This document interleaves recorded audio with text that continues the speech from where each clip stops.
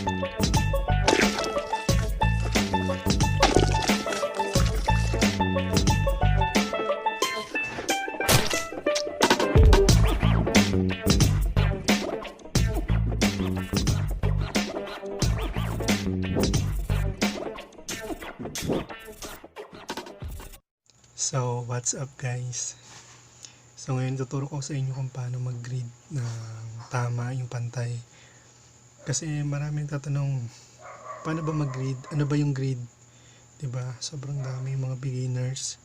So, ako beginners lang din. Medyo beginners. So, yun. Para sa akin, ang sukat ng grids para sa akin is 0 to 1. Bale, 1 cm lang siya. Pero kung gusto mo mas malaki, okay lang naman din yun eh. Yun nga lang, medyo hindi siya accurate. Hindi katulad pag 1 to 0, yung maliit lang. Accurate talaga siya, madaling makuha yung reference. Yun nga lang, mas mahirap kasi mas maliit. Mas mahirap siyang gawin kaysa dun sa malaki. So, yun. Simulan natin. So, una,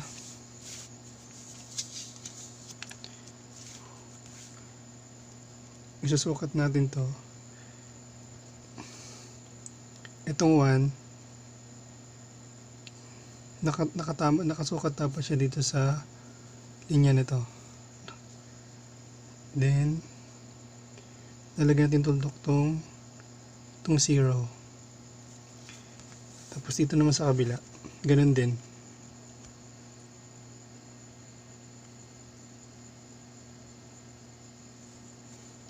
So pag natapos na yan,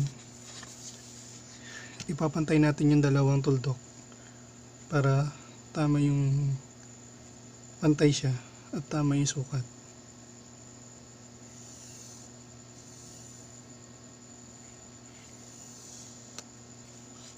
So ayan, pantay na siya. Then ulitin mo lang ulit yung ginawa mo dito sa kabilang side.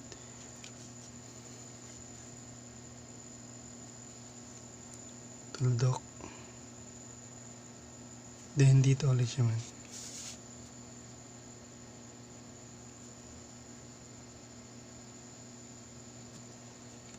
Then pantayin mo ulit siya.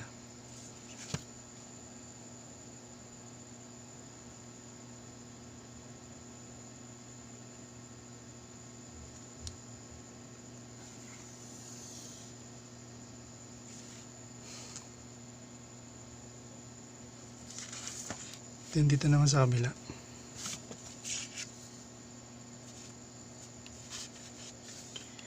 So papabilisin ko na lang tong video na to para mabilis tayo dito.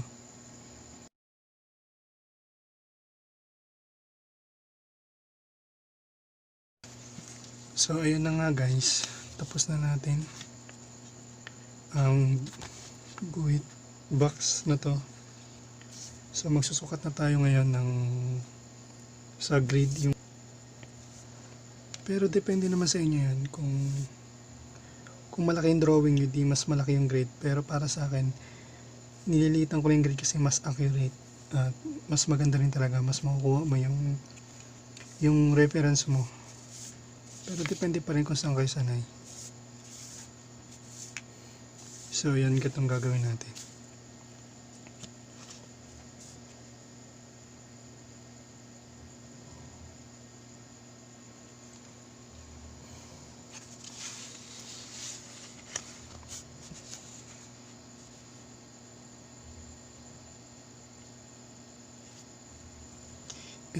Itapat niyo yung 0 dito. Yung 0 dito sa guhit na to.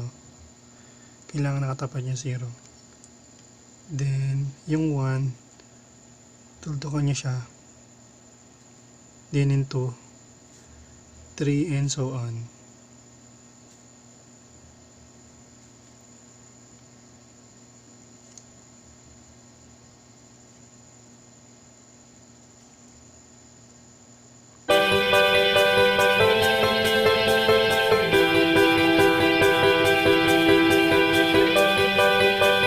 Dito rin sa kabila guys, ganun din ang gagawin natin.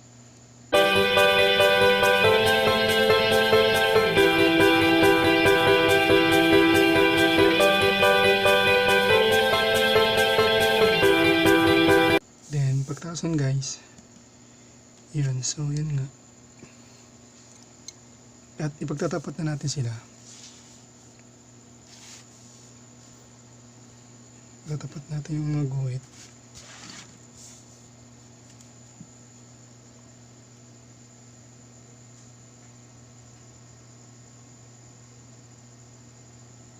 Natatapat siya bago guguhitan natin.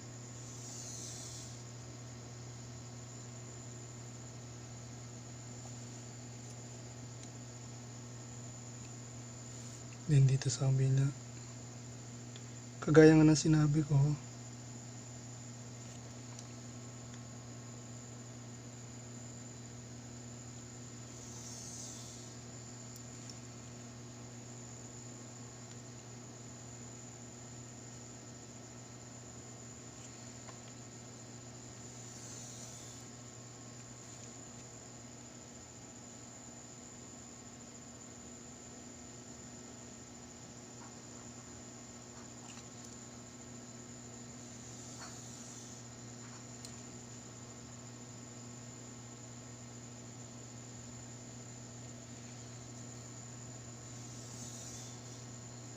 so yun guys, papabilisin ko na lang siya.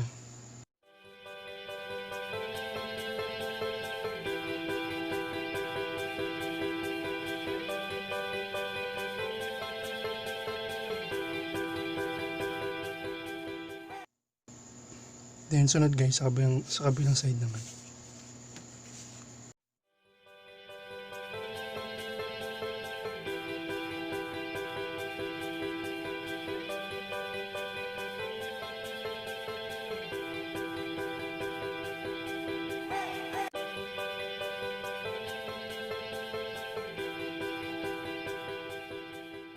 Guys, tapos na. Kung napapansin niyo, 'di ba, masyadong makapal yung sulat. Kagaya nga na sinabi ko, hindi naman kailangan makapal. Kinapalan ko lang para makita niyo yung guhit. So, ayun nga. Kung napapansin niyo, guys, dalawa to, 'di ba? Nagkamali kasi ako, dapat dito siya. Nagkamali ako ng guhit kaya nadalawa siya. Pero dapat manipis lang yan, ha. Yung bali 3B kasi ito, hindi makita, basta 3B kasi itong gamit ko na ito, meron, pero kapag mag-grade kayo siguro mga 2B lang, 2B, tapos mas maganda sa ganito yung ruler nyo, yung may mga guhit sa ganito. Kasi ito yung malabo na, nabili ko yata to 60 pesos. Mas maganda siya guys gamitin kaysa sa yung ruler na nabibend kasi itong matigas kasi siya. So ito yung ganito yung grid, pero kung gusto niyo pang mas accurate, di ba yung nakikita niyo sa ibang mga artist na may mga XX sa ganito, mas accurate yun kung ganun yung grid nyo. So yun, ituro ko na rin yun para isang video na lang. So ganito, pag natapos nyo na to, so yun nga, natapos nyo na to, yun, mag-grid na tayo ng mga palihis. Ganito siya. Itong tuldok na to, itatapat mo lang ito dito gamit tong ruler. Itatapat nyo sabay doon maguguhitan. Ayan. So dito naman, ito at ito naman. Dapat nakatapat din to, ha. Ito. Dapat pantay dapat siya. So guhit. And dito naman. Sunod dito. And hanggang sa matapos siya.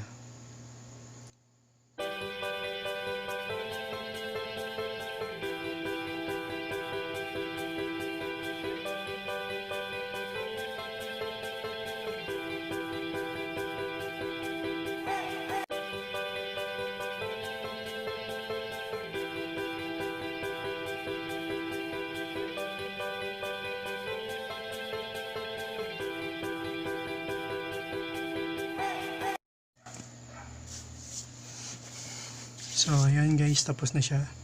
Then sa right side naman, para kabila naman tayo.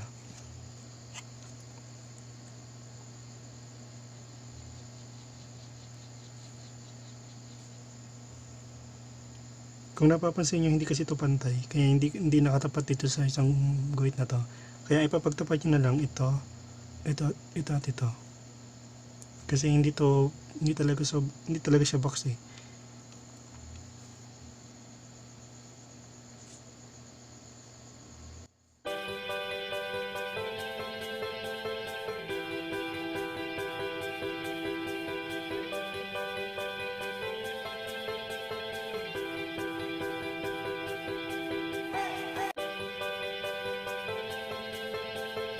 So ayun guys, tapos na siya. Tapos na yung grid natin na may pa-ekes na yan.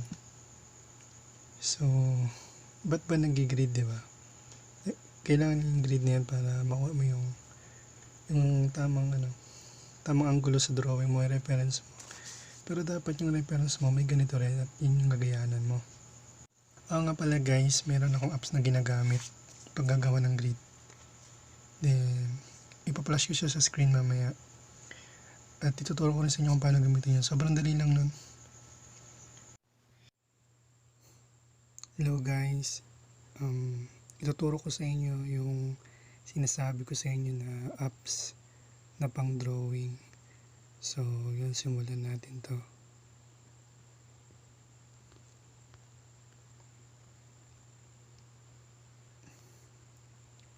Saan na ba yan?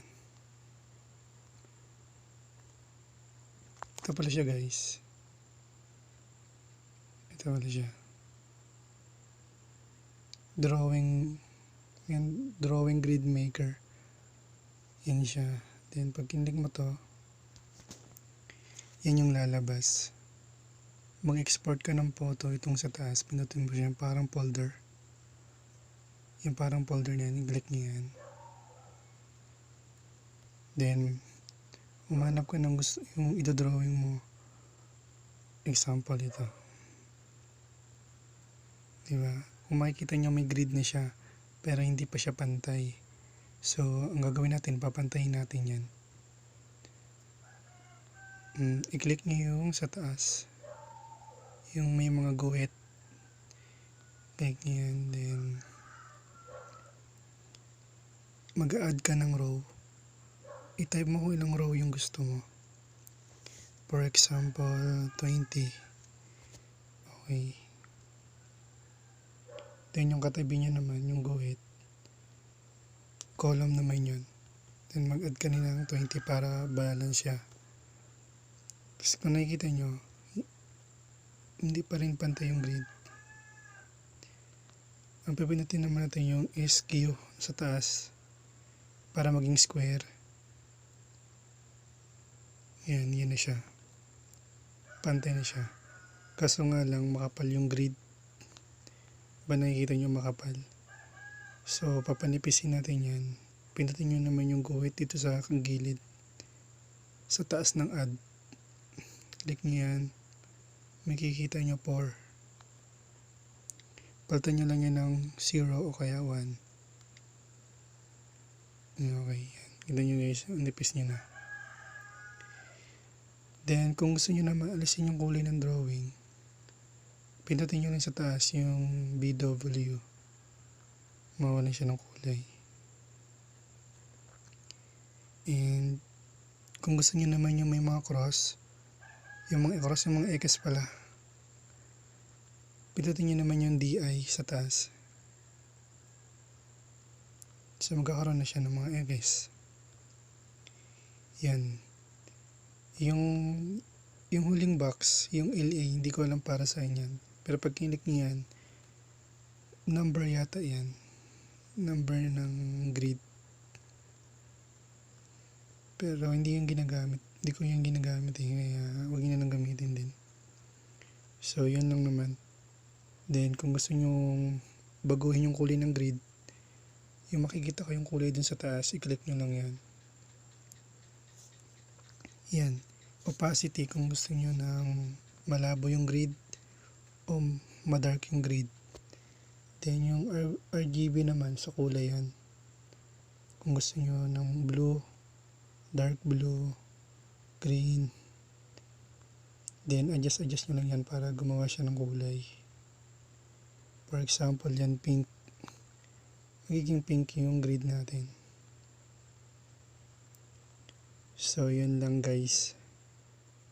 And kapag sisave mo na siya, makikita mo yung katabi ng folder sa taas. Yung katabi ng print. Yan. Para masave siya, i-click nyo lang yun. So, yun. At sa mga nagtatanong nga pala kung sino yung babaeng yan, wala lang yan. Si crush yan. Ganda na. Oops, bawal yan. Yun nga guys, kung paano gamitin yung apps na yun. Madali lang yan. At yun, tapos na tayo. At idagdag ko lang din na pa-support ako ng aking YouTube channel para mas marami pa akong video na gagawin. At sa next video ko, i-comment nyo yung mga gusto nyong matutunan about drawing o kaya mag-suggest kayo ng mga ibang gusto nyong gawin ko about drawing o mga style na hindi nyo alam. So, gawin natin ng video yan. So, yun lang.